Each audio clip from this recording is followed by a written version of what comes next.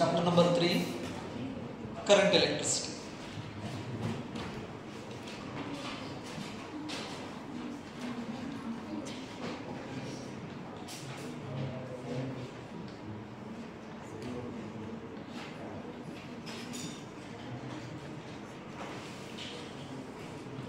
Current electricity. So in the beginning or in the first chapter of physics, we studied about the history of electricity.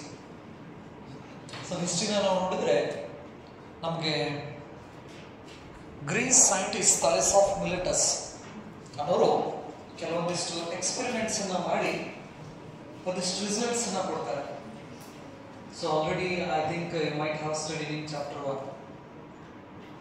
Chapter 1 ಒಳಗಡೆ starting ಅದರ ಬಗ್ಗೆ ಗೊತ್ತಿರಬಹುದು ನಿಮಗೆ, right?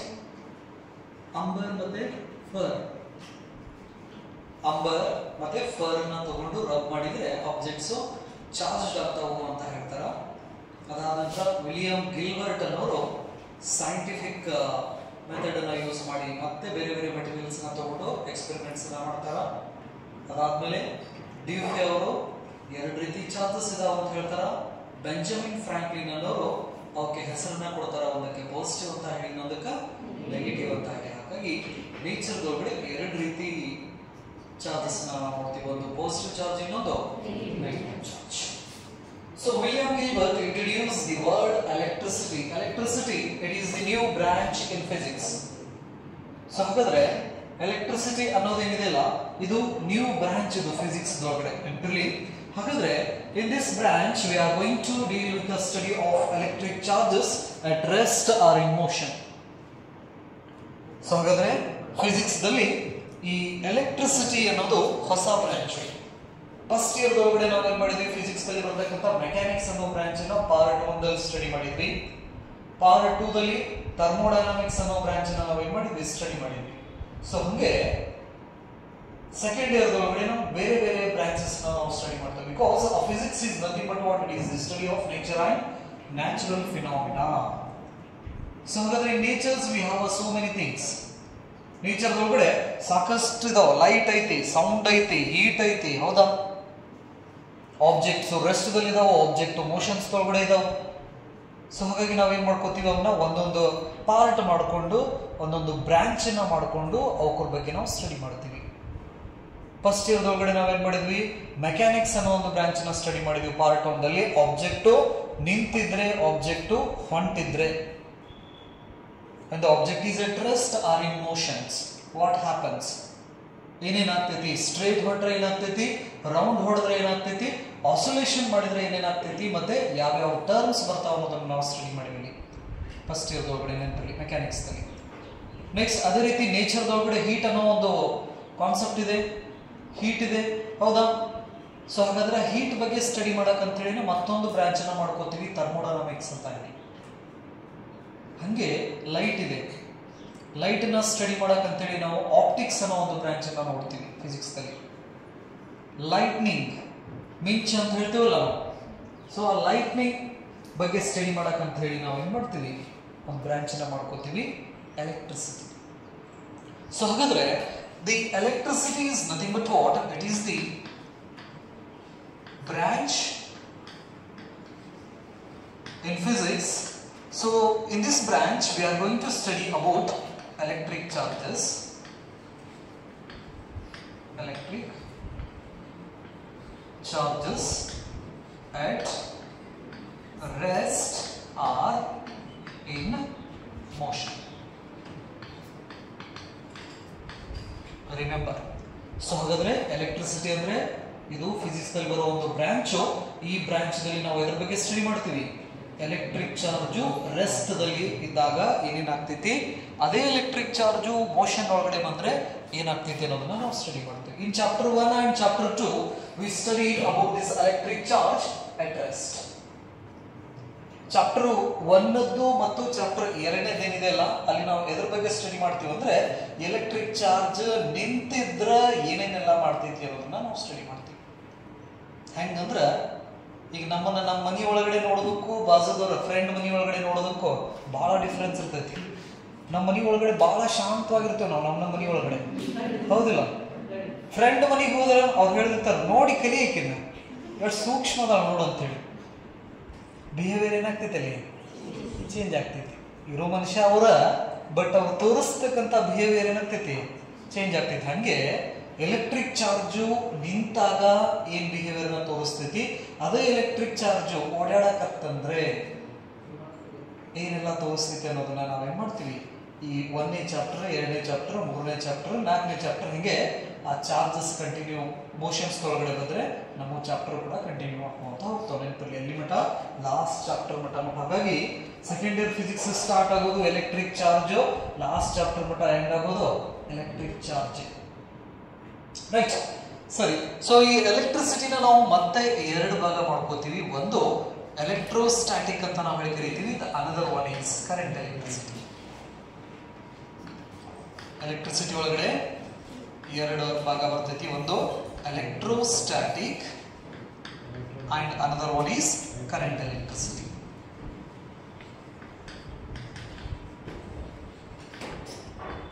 Current electricity. So static means rest. So when the charge is at rest, charge rest ಒಳಗಡೆ ಇತ್ತಂದ್ರೆ ಏನೆಲ್ಲ ಮಾಡ್ತೈತಿ ಅನ್ನೋದನ್ನ first chapter, second chapter ಅಲ್ಲಿ ನಾವು ನೋಡ್ತೀವಿ. The charge is represented by Q.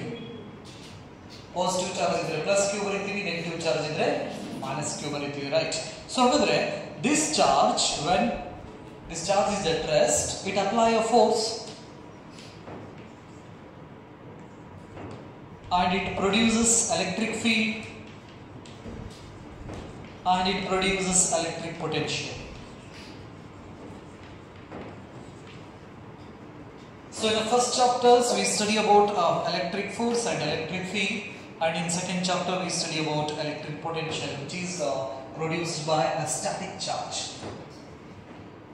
First ಮತ್ತು second chapter ಒಳಗಡೆ ನಾವು ಇದರ ಬಗ್ಗೆ ಸ್ಟಡಿ ಮಾಡ್ತೀವಿ. ಚಾರ್ಜ್ ನಿಂತಿದ್ರೆ ನೆನಪಿರಲಿ ಅದು ಫೋರ್ಸ್ ಅನ್ನು ಅಪ್ಲೈ ಮಾಡೋ ಕೆಲಸ ಮಾಡ್ತೈತಿ. ಅದ್ರ ಸುತ್ತಲೂ ಒಂದು ಫೀಲ್ಡ್ ಮತ್ತು ಪೊಟೆನ್ಷಿಯಲ್ ಅನ್ನು ಪ್ರೊಡ್ಯೂಸ್ ಮಾಡೋ ಕೆಲಸ ಮಾಡ್ತೈತಿ. ಹಂಗೆ ಈಗ ಒಂದು ಬಲ್ಬ್ನ ನಾವು ಆನ್ ಮಾಡಿದ್ವಿ ಅಂದ್ರೆ ಆ ಬಲ್ಬ್ ತನ್ನ ಸುತ್ತಲೂ ಏನ್ ಮಾಡ್ತೈತಿ, ಅದು ಬೆಳಕನ್ನ ಕೊಡ್ತೈತಿ. ಅದ್ರ ಜೊತೆಗೆ ಹೀಟ್ ಅನ್ನು ಕೂಡ ಏನ್ ಮಾಡ್ತೈತಿ, ಅದು ಪ್ರೊಡ್ಯೂಸ್ ಮಾಡ್ತೈತಿ. ಹಂಗ ಈ ಎಲೆಕ್ಟ್ರಿಕ್ ಚಾರ್ಜ್ ಅನ್ನೋದು ನಿಂತಿತ್ತಪ್ಪ ಅಂತ ಹೇಳಿದ್ರೆ ಆಸುಪಾಸು ಸಣ್ಣ ಸಣ್ಣ ಆಬ್ಜೆಕ್ಟ್ ಇರಲಿ ಅಥವಾ ಇನ್ನೊಂದು ಯಾವ್ದೋ ಚಾರ್ಜ್ ಬಂತಂದ್ರೆ ಅದ್ರ ಮೇಲ್ಗಡೆ ಫೋರ್ಸ್ ಅನ್ನು ಹಾಕೋ ಕೆಲಸ ಮಾಡ್ತೈತಿ.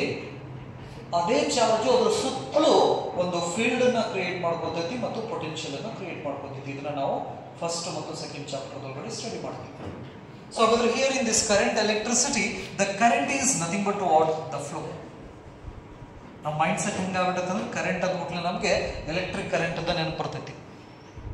Current is nothing but what flow ಅಂತ ನಾವು ಹೇಳಿ ಕರಿತೀವಿ. ಈಗ ನೀರು ಹರಿಯಾಕತಿಪ್ಪ ಅಂತ ಹೇಳಿದ್ರೆ ಅದಕ್ಕೆ ನಾವು ವಾಟರ್ ಕರೆಂಟ್ ಅಂತ ನಾವು ಹೇಳಿ ಕರಿತೀವಿ.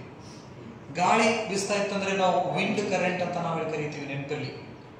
ಸೊ ಹಾಗಾದ್ರೆ ನೀರು ಪೈಪ್ ದೊಳಗಡೆ ಹೊಂಟಿತ್ತಪ್ಪ ಅಂತ ಹೇಳಿದ್ರೆ ಶಾಂತವಾಗಿ ಆರಾಮಾಗಿ ಒಂದ್ರ ಹಿಂದೆ ಮಾಲಿಕ್ಯೂಲ್ಸ್ ಕಂಟಿನ್ಯೂಸ್ ಆಗಿ ಹೋಗ್ತಿರ್ತಾವ, ಹೌದಾ? ಪೈಪ್ ಒಳಗಡೆ ಹೋಗ್ಬೇಕಾದ್ರೆ ಅದಕ್ಕೆ ನಾವು ಸ್ಟಡಿ ಫ್ಲೋ ಅಂತ ನಾವು ಕರಿತೀವಿ. ಅದ ನದಿ ಗಿದಿ ಒಳಗಡೆ ನೀರು ಹರಿಬೇಕಾದ್ರೆ ಅವು ಒಂದ್ರ ಹಿಂದೆ ಒಂದು ಹೋಗಂಗಿಲ್ಲ, ಹಿಂದೆ ಮುಂದೆ ಹಾಕಿರ್ತಾವ, ಹೌದಾ? ನಾನ್ ಯೂನಿಫಾರ್ಮ್ ಮೋಷನ್. ಪೈಪ್ ಒಳಗಡೆ ನೋಡೋದು ಯೂನಿಫಾರ್ಮ್, ಓಪನ್ ಇದ್ರೊಳಗಡೆ ನೋಡೋದು ನಾನ್ ಯೂನಿಫಾರ್ಮ್ ಅಂತ ನಾವೇ ಕರಿತೀವಿ. Right.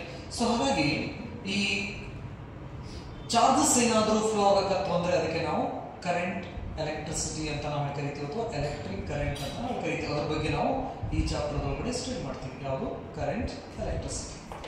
So before going to study this current electricity, first we should know some things about the electric charges.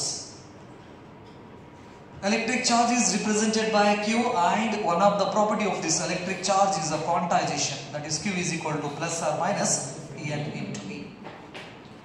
So here a Q stands for what? That is the total amount of charge on a body, and N stands for what? Number of charges, and E is equal to charge on an electron, and its value is minus 1.6 into 10 to the power minus 19 coulomb. This is the magnitude of electric charge on electron. Electron ಮೇಲೆ ಇರತಕ್ಕಂತಹ electric charge ಎಷ್ಟು, ಅದರ value ಎಷ್ಟು ಅಂತ ಹೇಳಿದ್ರೆ minus 1.6 into 10 to the power minus 19 coulomb. Here the negative indicates the nature of that particle. Proton carries a plus 1.6 into 10 to the power minus 19 coulomb. The isolated atom ನಾವು ತಗೊಂಡು ಬಂದ್ರೆ an isolated atom is electrically neutral. In case of a hydrogen atom, it has only one positive charge at the center of the nucleus and the electron is revolving around the nucleus. So the value of this electron is minus 1.6 into 10 to the power minus 19 and the value of this proton is plus 1.6 into 10 to the power minus 19 coulomb. Remember, the magnitude of electron and proton is remain same, only the nature is different, opposite. Atom dalli electron the nature ಏನು negative, proton the nature ಏನು positive, but ಅವರ value ಮಾತ್ರ ಏನು same equal ಇರ್ತೈತಿ ನೆನಪಲ್ಲಿ. ಈಗ ಅವೆರಡನ್ನು ನಾವು ಕೂಡಿಸಿದ್ರೆ result ಏನಾಗ್ತೈತಿ, ಒಂದು ಪ್ಲಸ್ ಇದೆ ಇನ್ನೊಂದು ಮೈನಸ್ ಇದೆ, ಎರಡನ್ನು ಕೂಡಿಸಿದ್ರೆ 0 ನೆನಪಲ್ಲಿ. ಸೊ ಹಾಗಾಗಿ the net charge of an isolated atom is 0. It means the number of positive charge is equal to number of negative charge. ಯಾವುದೇ ಅಟಮ್ ತಗೋರಿ ನೀವು, ಆ ಅಟಮ್ ಎಷ್ಟು ಪಾಸಿಟಿವ್ ಚಾರ್ಜ್ ನ ಹೊಂದಿರ್ತೈತಲ್ಲ ಅಷ್ಟೇ ನೆಗೆಟಿವ್ ಚಾರ್ಜ್ ನ ಹೊಂದಿರ್ತೈತಿ. ಹಾಗಾಗಿ ಅಟಮ್ ನಾವು ಎಲೆಕ್ಟ್ರಿಕಲಿ ನ್ಯೂಟ್ರಲ್ ಅಂತ ಕರಿತೀವಿ. ಅಂದ್ರೆ ಈ ಪಾಸಿಟಿವ್ ಈಕ್ವಲ್ ಟು ನೆಗೆಟಿವ್ ಇತ್ತಂದ್ರೆ ಇದನ್ನ ನಾವು ಏನಂತ ಕರಿಬಹುದು, ನೆಟ್ ಚಾರ್ಜ್ 0 ಅಂತ ಹೇಳಿ ಕರಿಬಹುದು. ನೆಟ್ ಚಾರ್ಜ್ 0 ಆರ್ ನ್ಯೂಟ್ರಲ್ ಅಂತ ಹೇಳಿ ಕರಿಬಹುದು ನೆನಪಲ್ಲಿ. ಅಥವಾ ಅನ್ಚಾರ್ಜ್ಡ್ ಅಂತ ವರ್ಡ್ ನಾವು ಯೂಸ್ ಮಾಡ್ತೀವಿ. ಅನ್ಚಾರ್ಜ್ಡ್ ಏನಿತ್ತಂದ್ರೆ number of positive charges equal to number of negative charges ಇತ್ತಂದ್ರೆ ನಾವು ವರ್ಡ್ ಏನೇನು ಯೂಸ್ ಮಾಡ್ತೀವಿ, ಒಂದು ಅನ್ಚಾರ್ಜ್ ಅಂತ ಹೇಳ್ತೀವಿ ನೆನಪಲ್ಲಿ.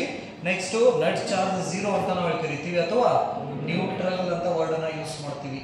ಗೊತ್ತಿರಲಿ ಇದು, ರೈಟ್? ಸೊ ಹಾಗಾದ್ರೆ an atom is electrically neutral. ಇದರೊಳಗಡೆ ಎಲೆಕ್ಟ್ರಾನ್ ಸುತ್ತಿರ್ತೈತಿ, ಪ್ರೋಟಾನ್ ಮತ್ತು ನ್ಯೂಟ್ರಾನ್ ನ್ಯೂಕ್ಲಿಯಸ್ ಒಳಗಡೆ ಇರ್ತೈತಿ ನೆನಪಿರಲಿ. ಆ proton carries a positive charge and electron carries a negative charge. So this electron has a mass of an electron that is equal to 9.1 into 10 to the power minus 31 kg. This is the mass of an electron. You have to remember these values. ನೆನಪಿರಲಿ, electrons values ನ ಕೊಡ್ಲಿಲ್ಲ ಅಂದ್ರೂ ನಾವು ತಗೋಬಹುದು, but ನಮ್ಗೆ ಗೊತ್ತಿರಬೇಕು electron charge ಎಷ್ಟು, electron mass ಎಷ್ಟು. Proton charge, the proton mass of proton is that is 1.673 into mass of proton 1.673 into 10 to the power minus 27 kg. And neutron is a neutral particle and its mass is slightly greater than the mass of the proton. These are the basic things about an atom. Idu ಒಂದು. Next,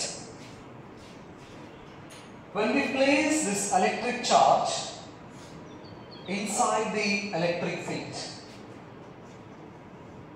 ಒಂದು ಕಡೆ positive charges, so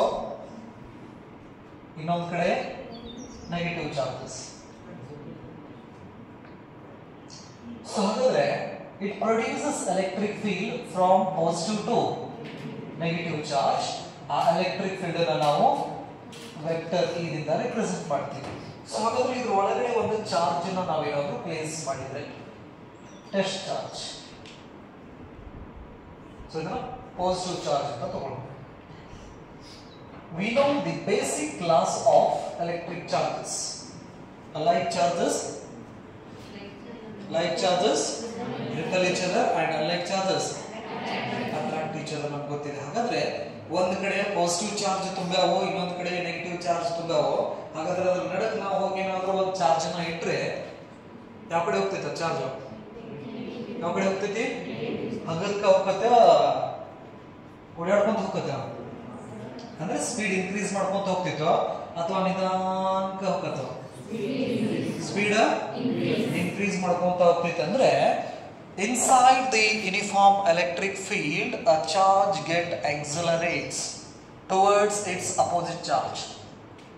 ಒಂದು electric field ಒಳಗಡೆ ನಾವೇನಾದ್ರೂ charge ಅನ್ನ place ಮಾಡಿದ್ವು ಅಂದ್ರೆ ಆ ಚಾರ್ಜು ಎಕ್ಸಲರೇಟ್ ಆಗ್ತೈತಿ ಯಾವ ಕಡೆ ಅದರ ಅಪೋಸಿಟ್ ಚಾರ್ಜ್ ಕಡೆ ನೆನಪಿರಲಿ ಅಂದ್ರೆ ಈ ಪಾಸಿಟಿವ್ ಚಾರ್ಜ್ ನೆಗೆಟಿವ್ ಚಾರ್ಜ್ ಕಡೆ ತನ್ನ ವೆಲಾಸಿಟಿನ ಇನ್ಕ್ರೀಸ್ ಮಾಡ್ಕೊಂತ ಹೋಗ್ತೈತಿ. ಸೊ ಹಾಗಾದ್ರೆ ಒಂದು ಚಾರ್ಜು ತನ್ನ ಪೊಸಿಷನ್ಸ್ ನ ಚೇಂಜ್ ಮಾಡ್ಕೋತಾ ಇದೆ ಅಂದ್ರೆ ಫೋರ್ಸ್ ಅನ್ನ ಎಕ್ಸ್ಪೀರಿಯನ್ಸ್ ಮಾಡಕತ್ತಿದ್ದ ಹೌದಾ. ಒಂದು ವಸ್ತು ತನ್ನಷ್ಟಕ್ಕೆ ತಾನೇ ಏನಾಗೋದಿಲ್ಲ, ಡಿಸ್ಪ್ಲೇಸ್ ಆಗೋಂಗಿಲ್ಲ. ಡಿಸ್ಪ್ಲೇಸ್ ಆಗ್ಬೇಕಪ್ಪ ಅಂತ ಹೇಳಿದ್ರೆ ಅದ್ರ ಮೇಲ್ಗಡೆ ಯಾರಾದರೂ ಫೋರ್ಸ್ ಹಾಕಿರ್ಬೇಕು. ಸೊ ಹಾಗಾದ್ರೆ here the charge is moving towards a negative plate. It means what? This charge is experiencing a force. We can write the expression of that force F is equal to Q into V. So this is the expression of force experienced by a charge inside the uniform electric field. ಆ uniform electric field ಒಳಗಡೆ charge ನಾವೇನಾದ್ರೂ place ಮಾಡಿದ್ವು ಅಂದ್ರೆ ಆ charge force ನ experience ಮಾಡ್ತೈತಿ. ಆ force value F is equal to Q into E ಅಂತ ನಾವು ಕರಿತೀವಿ. ಇದೇನಿದು? This is the expression of force experienced by a charge inside the electric field, uniform electric field. Clear ಆಗಿದೆ? ಓಕೆ. ನೆಕ್ಸ್ಟ್ ಫಸ್ಟ್ ಇಯರ್ದಲ್ಲಿ ಒಂದು expressions ಗೊತ್ತಿದೆ ನಮಗೆ ಎನರ್ಜಿದು. Energy is equal to that is 1/2 kBT. Kinetic theory of gases chapter ಒಳಗಡೆ ಈ equations ನಾವು ಕಲಿತೀವಿ. That is the equipartition energy theorem. So ಹಾಗಾದ್ರೆ kB stands for what? Boltzmann constant, and 1/2 is a number. T stands for what? Temperature. So ಹಾಗಾದ್ರೆ ಇವೆರಡು constant ಆದವು ಅಂದ್ರೆ energy is directly proportional to temperature. So the temperature is controlled by nature. Remember, this temperature is controlled by nature. Therefore, if we increase or the nature increases the temperature, what happens? Energy also increases. So ಹಾಗಾದ್ರೆ temperature increase ಆಯ್ತಂದ್ರೆ ನೆನಪಿರಲಿ, ಪ್ರತಿ ಒಂದು ಅಟಮ್ನಲ್ಲಿ ಇರ್ತಕ್ಕಂತಹ particles ಅಥವಾ ಪ್ರತಿ elementary particles energy increase ಆಕೋತಾನೆ ಹೋಗ್ತೈತಿ. ಹಂಗ ಮುಂಜಾನೆ ಬಿಸಿಲು ಕಡಿಮೆ ಇರ್ತೈತಿ, ಎನರ್ಜಿ ಸ್ವಲ್ಪ ಇರ್ತೈತಿ. ನೆಕ್ಸ್ಟ್ ಹೆಂಗೆ ಬಿಸಿಲು ಜಾಸ್ತಿ ಹಾಕೊಂತ ಹೋಗ್ತೈತಲ್ಲ, ಹಂಗಂಗ ಪಾರ್ಟಿಕಲ್ಸ್ ಎನರ್ಜಿನೂ ಕೂಡ ಏನಾಕೊಂತ ಹೋಗ್ತೈತಿ, ಜಾಸ್ತಿ ಹಾಕೋಂತ ಹೋಗ್ತೈತಿ. ಅದರಿಂದ ಸಾಕಷ್ಟು ಏನು ಫೆನಾಮಿನಲ್ಸ್ ನಡೀತಾವ ಹೋಗ್ತಿರ್ಲಿ. ಈ ಫಾರ್ಮುಲಾನ ಮರೆಯೋಂಗಿಲ್ಲ. On the basis of this electric charge, we classify our materials into different categories: conductor and insulators. ಈ ಫಸ್ಟ್ ಚಾಪ್ಟರ್ ಒಳಗಡೆ ಎಲೆಕ್ಟ್ರಿಕ್ ಚಾರ್ಜ್ ಅನ್ನೋ ಕಾನ್ಸೆಪ್ಟ್ ನ ಯೂಸ್ ಮಾಡಿಕೊಂಡು ಕಂಡಕ್ಟರ್ ಮತ್ತು ಇನ್ಸುಲೇಟರ್ ಅನ್ನೋದನ್ನ ನಾವೇನ್ ಮಾಡಿದ್ದೀವಿ, ಡಿವೈಡ್ ಮಾಡ್ತೀವಿ. Conductor andre which allows the electric charges to flow through them easily. So let's consider an atom. Center dolgade nucleus ide. Next, the electrons revolves in a certain orbit, or called stationary orbit, and these orbits are not equally spaced. Mentally, the orbits are equally spaced ಇರೋದಿಲ್ಲ. It obeys this rule: R is equal to n square, where n stands for what? Number of orbit. n is equal to 1 ಹಾಕಿದ್ದು ಅಂದ್ರೆ first orbit ಬರ್ತಿತ್ತು ನಮಗೆ 1 square is 1. So ಹಾಗಾದ್ರೆ ಇಲ್ಲಿಂದ 1 unit ದಲ್ಲಿ first orbit ಇದ್ರೆ second orbit n is equal to 2 ಹಾಕಿದ್ರೆ 2 square is 4 unit ದೂರ ಇರ್ತೈತಿ. ನೆಕ್ಸ್ಟ್ 3 ಹಾಕಿದ್ರೆ 9 ಅಂದ್ರೆ ಇಲ್ಲಿಗೆ ಬರ್ತೈತಿ ನಮ್ದು third orbit. So just see, the spacing between these orbits are not equally spaced. But ನಮ್ಮ ಅನುಕೂಲಕ್ಕೆ ನಾವು ಏನು ಮಾಡ್ತೀವಿ, ಅಟೋಮನ್ನ ಈಕ್ವಲಿ ಸ್ಪೇಸ್ ಕೊಟ್ಟು ಈ ರೀತಿ ನಾವು ಅಲ್ಲೆಲ್ಲೇ ಸಮೀಪ ಹಾಕೊಂತ ಹೋಗ್ತೀವಿ.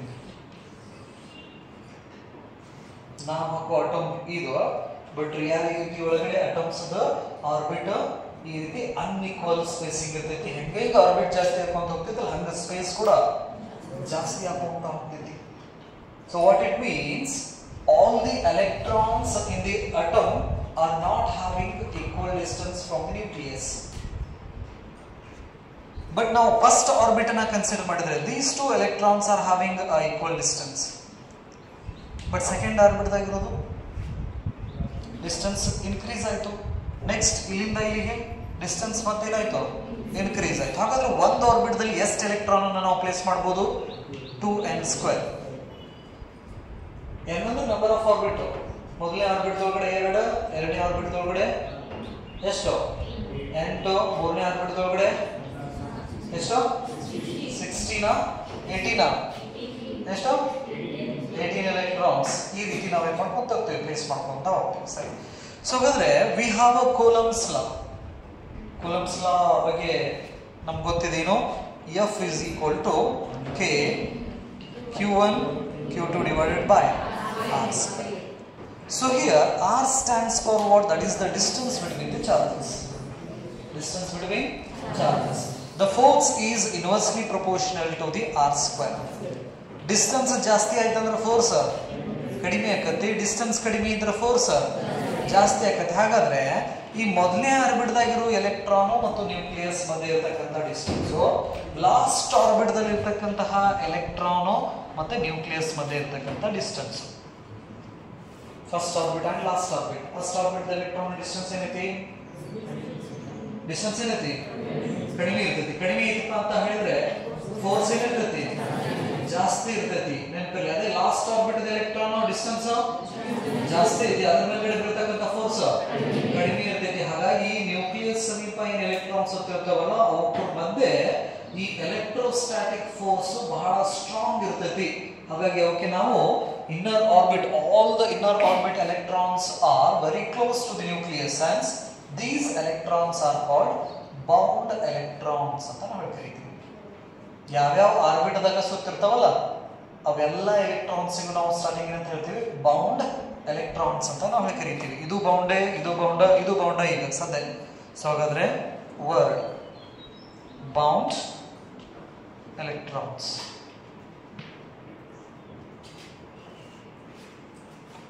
ನಾರ್ಮಲಿ ನಮ್ಮ ಕೈ ಒಳಗಡೆ ರೊಕ್ಕ ಇರ್ಲಿಲ್ಲಪ್ಪ ಅಂತ ಹೇಳಿದ್ರೆ ಸಣ್ಣವರಿದ್ದಾಗ ಅಲ್ಲೇ ಮನೆಯಾಗ ತಿರುಗಾಡ್ತಿದ್ವಿ, ಹೌದಿಲ್ಲ? ಅವನಿಂದ ಅಪ್ಪನಿಂದ ಅಡ್ಡಾಡ್ಕೊಂತ ಹೇಳ್ತಿದ್ವಿ. ಕೈಯಾಗ ರೊಕ್ಕ ಬಂದ್ಬಿಟ್ಲೇನ ಮನೆಯಿಂದ ಹೊರಗೆ ಜಿಗದ ಯಾವ ಅಂಗಡಿ ಕಡೆ ಓಡ್ಲಿ ಅಂತ ಹೇಳಿ ವಿಚಾರ ಮಾಡ್ತೀವಿ, ಹೌದಾ? ಇಲ್ಲಿ ರೊಕ್ಕ ಅನ್ನೋದೇನಿದಾವ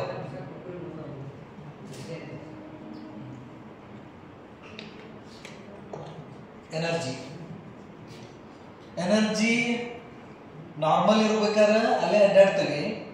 ಅಡಿಷನಲ್ ಎನರ್ಜಿ ಸಿಕ್ಪ ಅಂದ್ರೆ ಜಿಗದಾಡಕ್ ಚಲೋ ಮಾಡ್ಬಿಡ್ತೀವಿ. ಹೆಂಗಂದ್ರೆ ಡಿಜೆ ಬರೋಕಿನ ಮುಂಚೆ ಸುಮ್ಮನೆ ಸ್ವಲ್ಪ ಇರ್ತವೆ, ಡಿಜೆ ಬಂತಂದ್ರೆ ಇದು ಎಲ್ಲ ಕುಣಿದಾಡಕ್ ಚಲೋ ಮಾಡ್ತಾವ.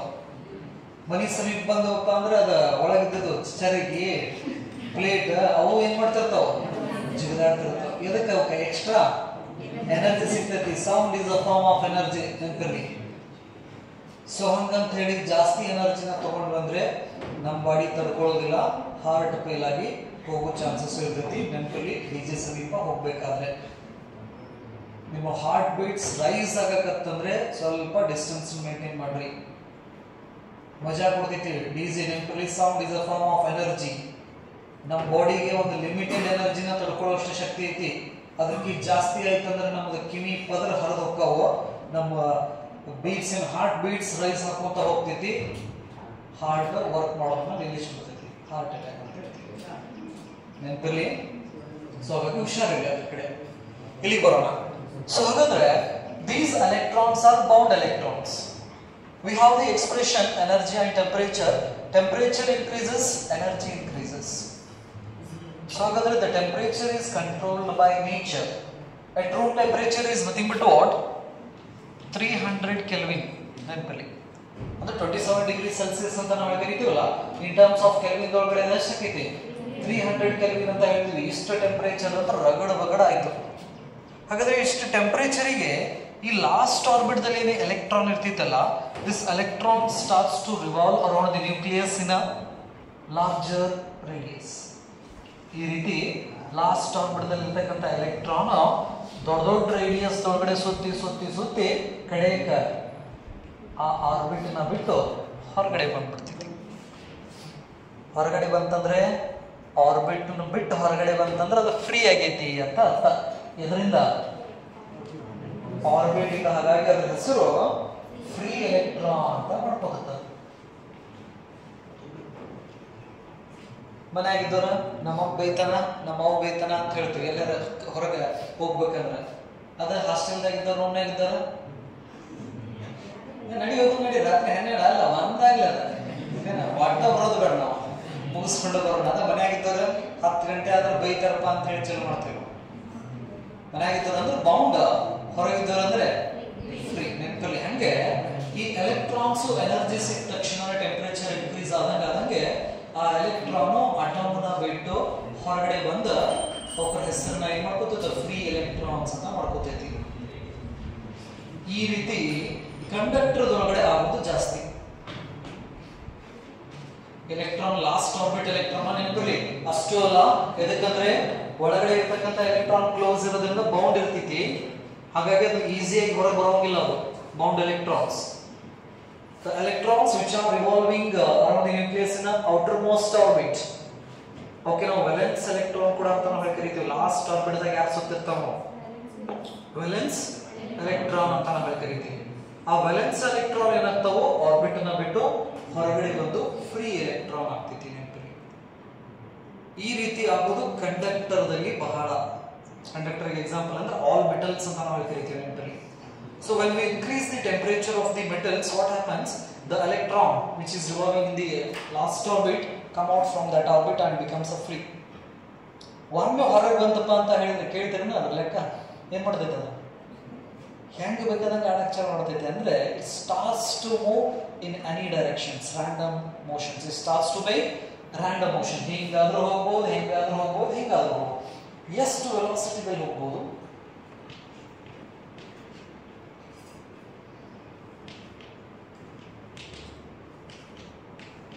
ಎಷ್ಟು ವೆಲಾಸಿಟಿ?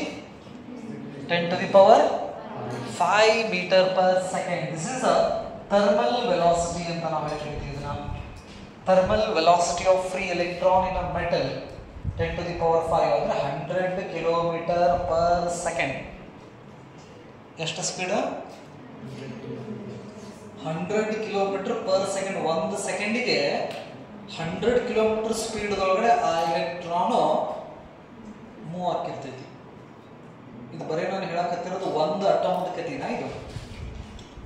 ಸೊ ಹಾಗಾದ್ರೆ ಒಂದು ಐರನ್ ರಾಡ್ ಅನ್ನ ತಗೊಂಡಿಪ್ಪ ಅಂದ್ರೆ it is made up of large number of atoms. Let's consider a conductor of any cross section. This is the conductor.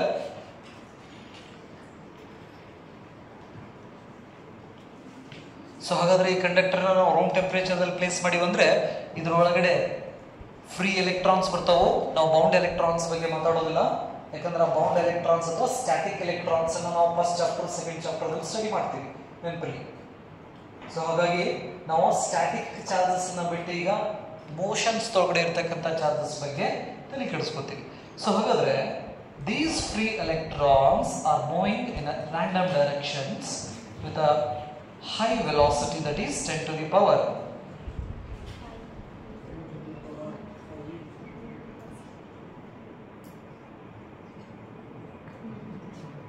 ಎಷ್ಟು 10 to the power 5 meter per second. ಎಲ್ಲೆಲ್ಲಿ ಈಗ ಕ್ಯಾಪಣೋ piece ಅಥವಾ metals ಅದಾವಲ್ಲ, ಆ metal ಒಳಗಡೆ free electron ಎಷ್ಟು speed ಒಳಗಡೆ ತಿರುಗಾಡಕತ್ತಾವ? 10 to the power 5 ಅಂದ್ರೆ 100 metre per second ಅಷ್ಟು ಸ್ಪೀಡ್ ಒಳಗಡೆ ಅವು ತಿರುಗಾಕತ್ತಾವು. ಹೆಂಗ್ ಬೇಕಾದಂಗೆ ತಿರುಗಾಕತ್ತಾವ. ನೆನಪಲ್ಲಿ ಇದಕ್ಕೆ ನಾವು thermal velocity of free electron ಅಂತ ಕರಿತೀವಿ. ಯಾಕಂದ್ರೆ ಥರ್ಮಲ್ ಅಂದ್ರೆ ಟೆಂಪರೇಚರ್ ರೈಸ್ ಮಾಡಿದಾಗ ಒಬ್ಬರ ಹತ್ರ ವೆಲಾಸಿಟಿ ಬರ್ತೈತಲ್ಲ, ಎನರ್ಜಿ ಸಿಗ್ತೈತಿ, ವೆಲಾಸಿಟಿ ಇನ್ಕ್ರೀಸ್ ಆಗ್ತೈತಿ, ರೈಟ್? ಸೊ ಹಾಗಾದ್ರೆ here the velocity of these thermal electron is 10 to the power 5 meter per second and the direction of these velocities different. ಒಂದರದೊಂದು ಸಂಬಂಧ ಇರೋಂಗಿಲ್ಲ ಡೈರೆಕ್ಷನ್ಸ್ ನೆನಪಿರಲಿ.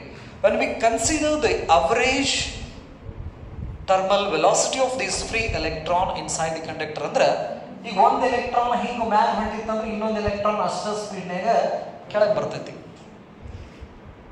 ಒಂದು ಮ್ಯಾಲೆ ಎಲೆಕ್ಟ್ರಾನ್ ಹಿಂಗೆ ಹೊಂಟಿತ್ತಂದ್ರೆ ಇನ್ನೊಂದು ಎಲೆಕ್ಟ್ರಾನ್ ಹಿಂಗೆ ಕೆಳಗೆ ಬರಾಕತ್ತಿತ್ತಂದ್ರೆ ಅವೆರಡರದ್ದು velocity equal and opposite. Velocity is a vector quantity. Equal and opposite ಆಗೋದ್ರಿಂದ ರಿಸಲ್ಟ್ ಏನಾಗ್ತೈತಿ? 0 ಆಗ್ತೈತಿ. ಸೊ ಹಾಗಾಗಿ ದಿ ಆವರೇಜ್ ಥರ್ಮಲ್ ವೆಲಾಸಿಟಿ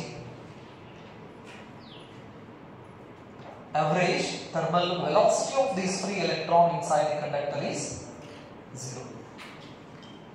ಮುಂದೆ ಯೂಸ್ ಆಗ್ತೈತೆ ನೆನ್ಪಿಟ್ಕೊಳ್ಳಿ.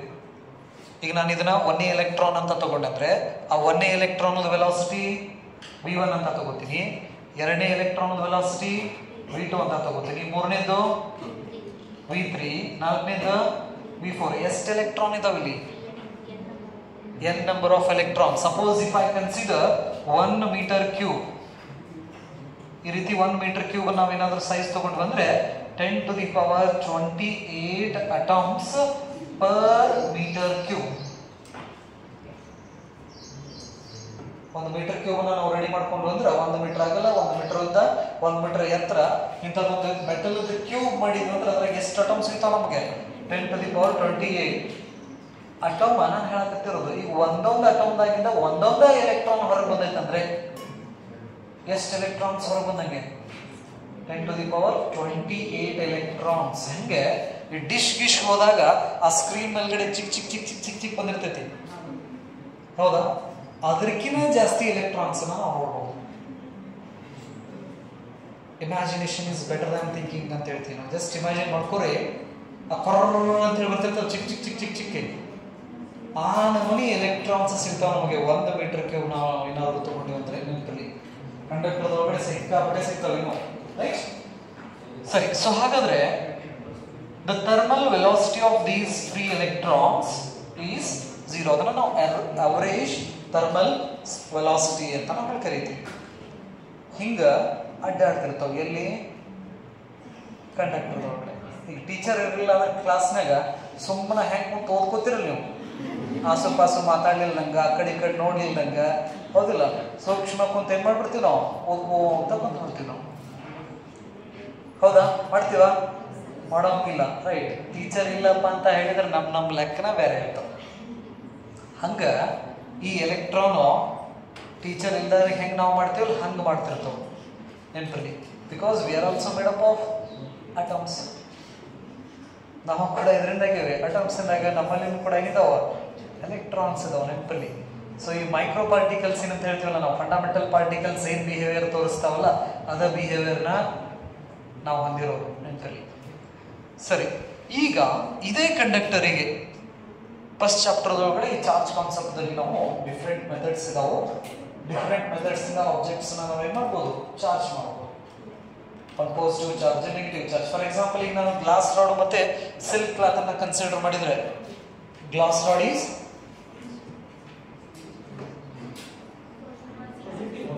positive charge, silk cloth is negative charge. Okay. So let's consider the two discs. One is a positive charge and another one is negative charge. ಎರಡು disc plate ಅನ್ನು ತಗೊಂಡಿವಿ, ಒಂದನ್ನ positively charge body ಮಾಡ್ಕೊಂಡಿವಿ, ಇನ್ನೊಂದನ್ನ negatively charge body ಮಾಡ್ಕೊಂಡಿವಿ ನೆನಪಲ್ಲಿ. So ಹಾಗಾದ್ರೆ ಇಲ್ಲಿ ಒಂದು ಕ್ವಶನ್ ಬರ್ಬೋದು ನಮಗೆ. ಹಾಗಾದ್ರೆ ಈ ಎಲೆಕ್ಟ್ರಾನು 100 ಮೀಟರ್ ಪರ್ ಸೆಕೆಂಡ್ ಸ್ಪೀಡ್ದಾಗ ತಿರುಗಾಡಕತ್ತಾವ ಅಂದ್ರೆ ಈ ಮೆಟಲ್ ಬಿಟ್ಟು ಹೊರಗೆ ಬರ್ಬೋದಿತ್ತಲ್ಲ? ಅದು ಮೆಟಲ್ ಬಿಟ್ಟು ಹೊರಗೆ ಬರಬಹುದಿತ್ತು ನೆನಪಿರ್ಲಿ. ಈ ಮೆಟಲ್ ಇನಿಷಿಯಲಿ ನ್ಯೂಟ್ರಲ್ ಇರ್ತೈತಿ. ನ್ಯೂಟ್ರಲ್ ಅಂದ್ರೆ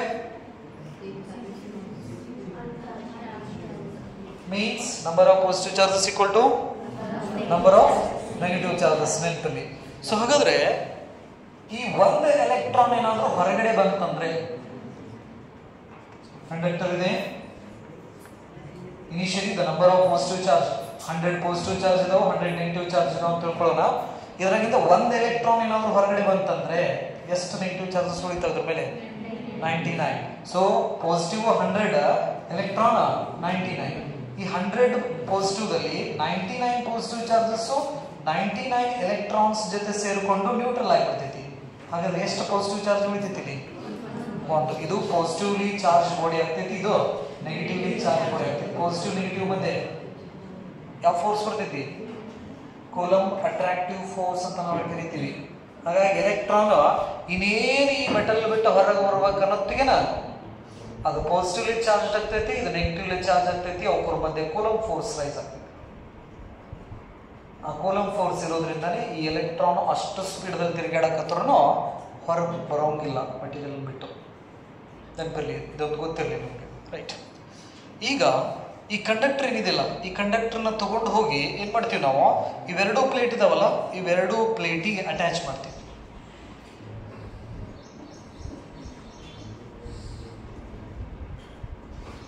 So here we created an electric field. ಕಂಡಕ್ಟರ್ನ ತಗೊಂಡ್ಬಂದು ಎಲ್ಲಿ ಪ್ಲೇಸ್ ಮಾಡಿರ? ಈಗ ಪ್ಲೇಟ್ ನಡೆಯೋ ಪ್ಲೇಸ್ ಮಾಡಿರ, ಅಥವಾ ಆ ಪ್ಲೇಟ್ ಅನ್ನ ತಗೊಂಡು ಹೋಗಿ ಕಂಡಕ್ಟರ್ಗೆ ಅಟ್ಯಾಚ್ ಮಾಡಿರ. ಇಲ್ಲಿ ಪಾಸಿಟಿವ್ ಚಾರ್ಜ್ ಇದಾವ, ಇಲ್ಲಿ ನೆಗೆಟಿವ್ ಚಾರ್ಜ್ ಇದಾವ. ನೆನಪಲ್ಲಿ ಇಲ್ಲಿ ಒಳಗೆ ಯಾರು ಅಡ್ಡಾಡಕತ್ತಿದ್ರ? Free electrons. ಇವಕ್ರ ಹೆಸರೇನು? Free electrons. ಹಂಗೆ ಹೇಳಿಲ್ಲ ಅಂದ್ರೆ ಸೆಟ್ ಮಾಡ್ಕೋತಾವ. ನೆನಪಲ್ಲಿ ಏನೋ free electrons. Now the free electron is inside the electric field. ಹಾಗಾದ್ರೆ ಎಲೆಕ್ಟ್ರಿಕ್ ಫೀಲ್ಡ್ ಒಳಗಡೆ ಚಾರ್ಜ್ ಬಂತಂದ್ರೆ ಫೋರ್ಸ್ನ ಎಕ್ಸ್ಪೀರಿಯನ್ಸ್ ಮಾಡಕ್ ಸ್ಟಾರ್ಟ್ ಮಾಡ್ತೈತಿ. ಫೋರ್ಸ್ನ ಎಕ್ಸ್ಪೀರಿಯನ್ಸ್ ಮಾಡೋದ್ರಿಂದ ಅದು ಅಪೋಸಿಟ್ ಚಾರ್ಜ್ ಕಡೆ ಎಕ್ಸಲರೇಟ್ ಆಗ್ತೈತಿ ಅನ್ನೋದನ್ನ ನಾವು ಸ್ಟಡಿ ಮಾಡಿರ್ತೀವಿ ಫಸ್ಟ್ ಮತ್ತು ಸೆಕೆಂಡ್ ಚಾಪ್ಟರ್ ಒಳಗಡೆ, ರೈಟ್? ಇಲ್ಲಿ ಈ ಫ್ರೀ ಎಲೆಕ್ಟ್ರಾನ್ ಏನಿದೆಯಲ್ಲ, ಮುಂಚೆ ಈ ಡೈರೆಕ್ಷನ್ಸ್ ಅಲ್ಲಿ ಹಿಂಗೆ ಹೊಂಟಿತ್ತು. ನಾವು ಎರಡು ಕಡೆ ಪ್ಲೇಟ್ ಅನ್ನು ಅಪ್ಲೈ ಮಾಡಿದ ತಕ್ಷಣ ಇದು ಫೋರ್ಸ್ ಅನ್ನು ಎಕ್ಸ್ಪೀರಿಯನ್ಸ್ ಮಾಡೋದ್ರಿಂದ ತನ್ನ ಡೈರೆಕ್ಷನ್ ಅನ್ನ ನೆಗೆಟಿವ್ ಚಾರ್ಜ್ ಇದ್ ಮೊದಲ ಯಾವ ಚಾರ್ಜ್ ಕಡೆ ಓಡಾಕ್ ಚಲೋ ಮಾಡ್ತೈತಿ? ಪಾಸಿಟಿವ್ ಕಡೆ ಓಡಾಕ್ ಚಲೋ ಮಾಡ್ತೈತಿ. ಹಿಂಗೆ ಹೊಂಟಿತ್ತದ. ನಾವು ಪ್ಲೇಟ್ ಅಪ್ಲೈ ಮಾಡಿದ ತಕ್ಷಣ ತನ್ನ ಡೈರೆಕ್ಷನ್ಸ್ ನ ಚೇಂಜ್ ಮಾಡ್ಕೊಂಡು ಪಾಸಿಟಿವ್ ಪ್ಲೇಟ್ ಕಡೆ ಮೂವ್ ಆಗಕ್ಕೆ ಸ್ಟಾರ್ಟ್ ಮಾಡ್ತೈತಿ. ನೆಕ್ಸ್ಟ್ ಈ ಎಲೆಕ್ಟ್ರಾನ್ ಮ್ಯಾಲೆ ಹೊಂಟಿತ್ತಿದು, ಮ್ಯಾಲೆ ಹಿಂಗೆ ಹೋಗೋದು, ತನ್ನ ಡೈರೆಕ್ಷನ್ ಅನ್ನ ಚೇಂಜ್ ಮಾಡ್ಕೊಂಡು ಪಾಸಿಟಿವ್ ಕಡೆ ಹೋಗಕ್ಕೆ ಸ್ಟಾರ್ಟ್ ಮಾಡ್ತೈತಿ. ಈ ಎಲೆಕ್ಟ್ರಾನ್ ಹಿಂಗೆ ಹೊಂಟಿತ್ತ, ಡೈರೆಕ್ಷನ್ಸ್ ಅನ್ನ ಚೇಂಜ್ ಮಾಡಿ ಪಾಸಿಟಿವ್ ಕಡೆ ಹೋಗ್ತೈತಿ. ಇದು ಈ ಡೈರೆಕ್ಷನ್ಸಿಗೆ ಹೊಂಟಿತ್ತು. ಇನಿಷಿಯಲಿ ಪ್ಲೇಟ್ ಅಪ್ಲೈ ಮಾಡಿದ ತಕ್ಷಣ ಡೈರೆಕ್ಷನ್ ಅನ್ನ ಚೇಂಜ್ ಮಾಡ್ಕೊಂಡು ಈ ರೀತಿ ಹೋಗಬೇಕು. ಸೊ ಹಾಗಾದ್ರೆ after applying the electric field or plates across this conductor, those free electrons are starts to move in a particular direction. ಮುಂಚೆ ಹೆಂಗೆ ಬೇಕಾದಂಗೆ ತಿರುಗಾಡಕತ್ತಿದ್ವು, ರೈಟ್? ಈಗ ಎಲೆಕ್ಟ್ರಿಕ್ ಫೀಲ್ಡ್ ಅನ್ನು ಅಪ್ಲೈ ಮಾಡಿದ ತಕ್ಷಣನೇ ಒಂದೇ ಡೈರೆಕ್ಷನ್ಸ್ಗೆ ಏನಾಗಕ್ಕೆ ಸ್ಟಾರ್ಟ್ ಮಾಡಿದ್ವು? ಫ್ಲೋ ಆಗಕ್ಕೆ ಸ್ಟಾರ್ಟ್ ಮಾಡಿದ್ವು, ರೈಟ್? ಸೊ ಹಾಗಾದ್ರೆ ಇದನ್ನ ನಾವು ಡ್ರಿಫ್ಟಿಂಗ್ ಅಂತ ನಾವು ಕರಿತೀವಿ. When we apply the electric field across the conductor, the free electron starts to drift in a particular directions. So these drifting electrons inside the conductor constitutes electric current. ಇವೇನಿದಾವಲ್ಲ, ಈ free electron ಒಂದೇ ಡೈರೆಕ್ಷನ್ಸ್ಗೆ move ಆಗೋದ್ರಿಂದ ಈ conductor ಒಳಗಡೆ ಒಂದು charges particular ಡೈರೆಕ್ಷನ್ಗೆ flow ಆಗಕ್ಕೆ start ಮಾಡ್ತೈತಿ. ಅದನ್ನೇ ನಾವು ಎಲೆಕ್ಟ್ರಿಕ್ ಕರೆಂಟ್ ಅಂತ ಕರಿತೀವಿ. Electric current. So electric current is nothing but what? That is the flow of charges in a particular direction in a given instant of time through any cross section area. So ಹಾಗಾದ್ರೆ the flow of free electrons in a particular direction through any cross section of a conductor is called what? Electric current. So ನಾವು ಬೇರೆ ಬೇರೆ ರೀತಿ ಕೂಡ ನಾವು ಏನು ಮಾಡ್ತೀವಿ, define ಮಾಡ್ತೇವೆ ನೆನಪಲ್ಲಿ. ಹಾಗಾದ್ರೆ ಒಂದು ಮಟೀರಿಯಲ್ದಲ್ಲಿ ಎಲೆಕ್ಟ್ರಿಕ್ ಕರೆಂಟ್ ಫ್ಲೋ ಆಗಕತ್ತೈತಂದ್ರೆ ಅದ್ರ ಒಳಗಡೆ ಇರತಕ್ಕಂತಹ ಫ್ರೀ ಎಲೆಕ್ಟ್ರಾನ್ಸ್ ಇರ್ಬೋದು ಅಥವಾ ಚಾರ್ಜ್ ಕ್ಯಾರಿಯರ್ಸ್. ನೆನಪಲ್ಲಿ ಕಂಡಕ್ಟರ್ ಒಳಗಡೆ ಚಾರ್ಜ್ ನ ಕ್ಯಾರಿ ಮಾಡೋರು ಯಾರಂದ್ರೆ ಫ್ರೀ ಎಲೆಕ್ಟ್ರಾನ್ ಅಂತ ನಾವು ಹೇಳ್ತೀವಿ. ಸೊ ಹಾಗಾದ್ರೆ ಈ free electron particular directions move ಆಗೋದ್ರಿಂದ ಈ ಕಂಡಕ್ಟರ್ದಲ್ಲಿ ಕರೆಂಟ್ ಪ್ರೊಡ್ಯೂಸ್ ಆಗ್ತೈತಿ ಅಂತ ನಾವು ಕರಿತೀವಿ. ಕರೆಂಟ್. ಸೊ ಹಾಗಾದ್ರೆ electric current is nothing but what? That is the rate of flow of electric charges. So ಹಾಗಾದರೆ ಈ ಎಲೆಕ್ಟ್ರಿಕ್ ಚಾರ್ಜಸ್ 1 ಸೆಕೆಂಡಿಗೆ ಎಷ್ಟು ಫ್ಲೋ ಆಗ್ತಾವು? ಒಂದು ಬ್ಯಾರಿಯರ್ ತಗೋತೀವಿ, ಅಂದ್ರೆ ಒಂದು ಗುರುತು ಮಾಡ್ಕೋತೀವಿ. ಗುರುತು ಮಾಡ್ಕೊಂಡು ಟೈಮ್ ಎಷ್ಟು ಹಿಡಿತೀವಿ ನಾವಲ್ಲಿ? 1 ಸೆಕೆಂಡ್. 1 ಸೆಕೆಂಡಿಗೆ ಆ ಗುರುತನ್ನ ಎಷ್ಟು ಎಲೆಕ್ಟ್ರಾನ್ ಪಾಸ್ ಆಗ್ತಾವು? The flow of charges per unit in time. Per unit in time is called what? Electric current. ಅದನ್ನು ನಾವು rate of flow of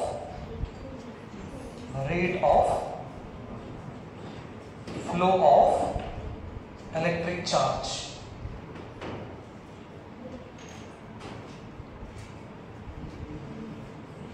Rate of flow of electric charge through any cross section.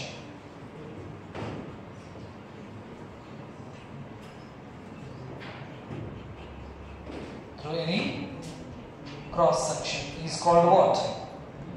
Electric current ಅಂತ ನಾವು ಕರೀತೀವಿ. Electric current. So ಹಾಗಾದ್ರೆ electric current ಅಂತ ಹೇಳಿದ್ರೆ rate of flow of electric charge through any cross section. Through any cross section of a material is called what? Electric current. ಇಲ್ಲಿ ತನ ಬರೆದಿಟ್ಕೊಳ್ಳಿ. So ಹಾಗಾದ್ರೆ electric current definition ನೋಡಿದ್ವಿ. ಈ electric current ಅನ್ನ ನಾವು ಹೆಂಗ್ ರಿಪ್ರೆಸೆಂಟ್ ಮಾಡ್ತೀವಿ? ನೆಕ್ಸ್ಟ್ ಅದರಲ್ಲಿ ಬರ್ತಕ್ಕಂಥ ಇನ್ನೊಂದಿಷ್ಟು ಪಾಯಿಂಟ್ಸ್ ಬಗ್ಗೆ ಏನು ಮಾಡೋಣ ನೆಕ್ಸ್ಟ್ ಕ್ಲಾಸ್ ನಾನು ಡಿಸ್ಕಷನ್ ಮಾಡೋಣ.